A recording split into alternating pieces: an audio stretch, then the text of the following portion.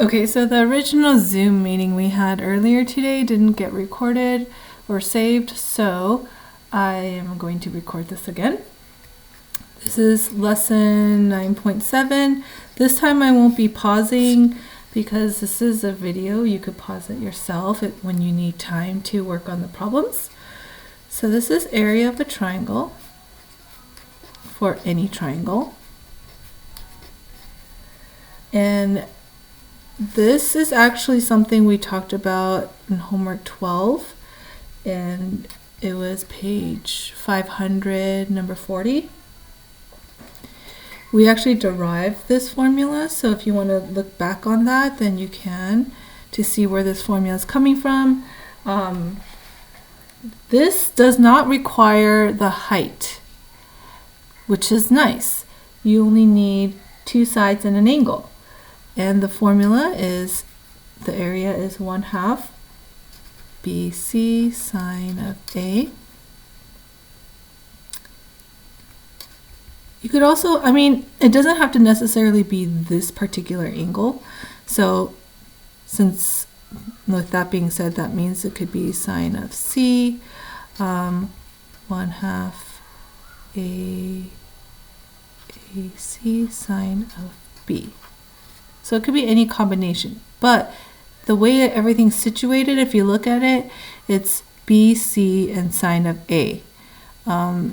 A, B, and sine of C. So the way it's situated, it's a side angle side situation.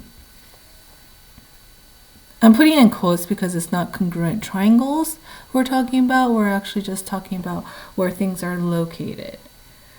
If you want to look back on page 500, number 40, that's where you can find where this came from. We went over it in class on the board, so it might be in your notes too. Okay, so just do one example. 135, 19, and 17. So the area of the triangle will round to the 10th. So the answer is 1/2 17 times 19 times sine of 135, which is 114.2. Too easy. Okay, we're going to move on to law of sines. So up until now, we've been doing sine, cosine, tangent with just right triangles. And we know the world is not made up of all right triangles, so this is more useful because it opens up all triangles. Let's just draw a generic triangle, A, B, C. And the sides across from it, we'll label it little a, little b, little c. So this is a proportion. You're setting up a proportion with the side and the angle across from each other.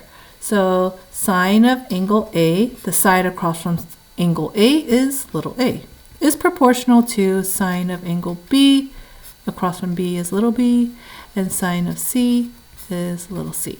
Obviously, we're only going to use two ratios to set up our proportion, but it could be any combination. It could be like any of these angles and the side across from it. It could be technically written this way too. It's the same thing. I don't know, whichever one you prefer, but these are equivalent. Okay, so we would use this when it's an angle side angle situation, or an angle angle side situation, or let's call it side side angle and not angle side side. I don't really like to remember those and learn those because I just default try to use law of sines. If there are too many unknowns, then I know, oh, it must be a law of cosines. So we'll get to the law of cosines soon, but yeah, but if this helps you remember like when to use law of sines, then that's fine. It's there for you. Oh my gosh, sorry, that was bad. Okay, so 39, 32, and 40. We're going to solve the triangle, which means we're going to find all the missing sides and all the missing angles. So for the angle We have two angles, angle G, that's easy enough, we just subtract that. So that's 109. Now we need to find the sides. So I have 39 and 40. We're always looking for like the side and the angle across from each other. So 39 and 40 are across from each other. So we'll do sine of 39 over 40 equals, let's find FG first. Sine of 32 over FG. We're always going to cross multiply for proportions, so cross multiply. And we get FG times sine of 39 equals 40 times sine of 32. FG equals 40 sine of 32 over sine of 39. Notice I didn't put in my calculator yet. I'm going to save that to the very end because rounding sometimes, you know, alters things. So now we'll put this in the calculator.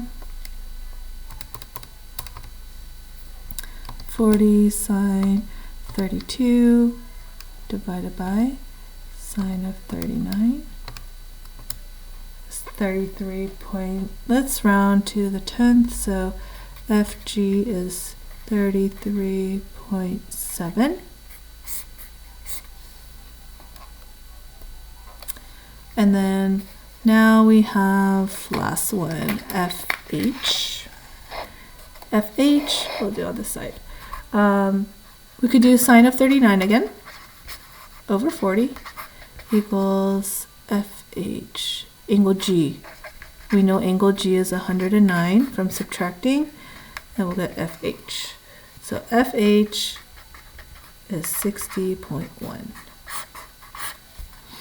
And we're done. We got the three sides and the three angles.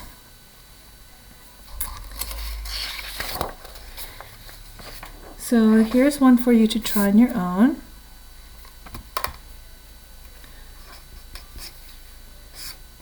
Have our triangle PRQ 6, 8, 51. Find angle Q. Pause when you need to, unpause. I'm just going to write this up now. So sine of 51 over 8 equals sine of Q over 6. 6 sine of 51 equals 8 sine of Q. Divide both sides by 8. So sine of Q equals 6 sine of 51 over 8. Okay, so now that we need to know what the angle is, it's being sined, so we need to unsine it, which means we need to inverse the sign. So we literally inverse sine both sides. Anytime you're trying to find an angle, you're going to use inverse. That cancels that out. So we're going to type in inverse sine of 6 times sine of 51 over 8. So angle Q, put this in your calculator. It is a little tricky. So inverse sine 6 times sine of 51, close that parentheses, divided by 8, close that parentheses, and you should get 35.6. Let's round it to 36 degrees. All right, next, law of cosines. Law of cosines involves cosines. Surprise, surprise. Let's draw another triangle, and it's always the sides across from it are the little ones. Okay, so for law of cosines, it's this long formula. It does come from the Pythagorean theorem. If you're curious about where these law of sines and law of cosines, like where it's coming from, go to my website. There's a lessons tab, lesson 9.7. There's a PowerPoint. The last 2 slides has the proof for law of sines and law of cosines. I know you guys have a lot of time. You're not going to school. So easy, fun reading for you to do. The last 2 slides. Okay. So it's always going to be the side and the angle across from it are the beginning and the end of this formula. So it starts off a squared equals b squared plus c squared. Kind of sounds like Pythagorean theorem, right? And 2bc cosine of a. See that angle A and that side A? They're across from each other, and they're the beginning and the end of this formula. So it could start off with b. I mean, it's just a matter of positioning. But a squared plus c squared minus 2ac cosine of b. C squared, a squared plus b squared minus 2ab cosine of c. So if you notice, it's always the side and the angle across from it are the ones that start and stop, or start and end this formula. This is for a side-side-side situation or a side-angle-side situation. Again, I just try to use default law of sines. If it doesn't work, I go to law of cosines.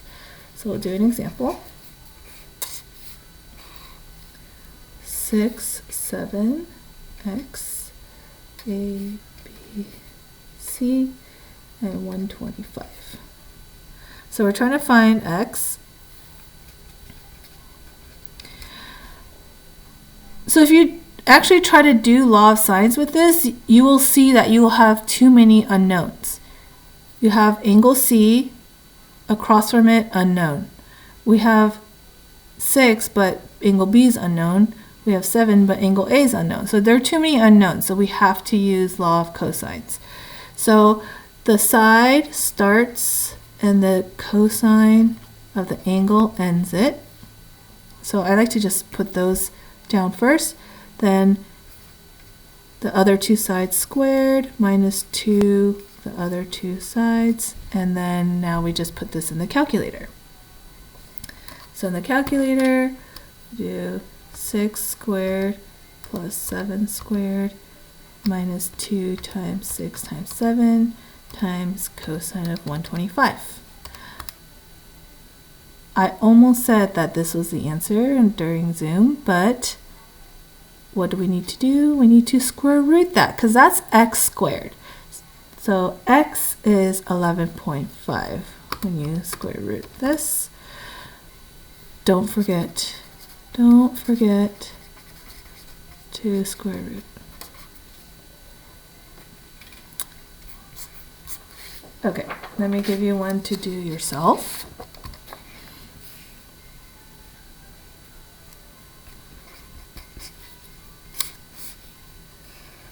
So, sorry, I didn't draw this well. It's not drawn to scale, obviously, always. Okay, solve the triangle. Pause it, give yourself time to do it. I'm going to start with the answer. So xc squared equals 35 squared plus 30 squared minus 2 35 30 cosine of 110. xc is 53.3. And then from here you could do law of sines. So some problems will have a combination of law of sines and law of cosines. So now that we have xc, we can use law of sines. I don't know, I think it's easier to use law of sines because they're just proportions as opposed to this really long formula. So you get angle Z to be 38 degrees. And then for angle X, you could just subtract and get 32. So now we have the 3 sides and the 3 angles.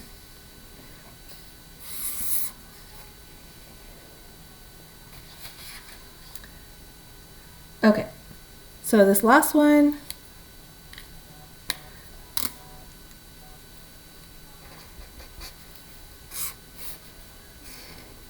A, B, C. I'm going to give you all 3 sides. You tell me the angles. Okay, I'm going to start with the answer. So I'm going to start with angle A. So angle A, the side across from it, and cosine of angle A. I have to use law of cosines because I don't have enough information to use law of sines. So that's how I know I'm going to use law of cosines. So this is 10 squared plus 5.3 squared minus 2 times 10 times 5.3. Okay, so putting this in the calculator is like half the battle. Like, unfortunately, you could be setting this all up correctly and then just like it all goes wrong with the calculator. So practice using the calculator. This is the way I like to write things in the calculator for this type of problem when we're trying to find an angle in law of cosines. So I do 10.5 squared minus 10 squared minus 5.3 squared. I start with that. And then I divide that answer by parentheses 2 times negative 2 times 10 times 5.3. And then I get that answer and inverse cosine that answer. So this is what I do in the calculator. You might have a better way. You actually might have a different calculator where this won't work. But your answers for this should be angle A is 80, angle B is 30, and angle C is 70. All right, I'll see you tomorrow on Zoom. Bye.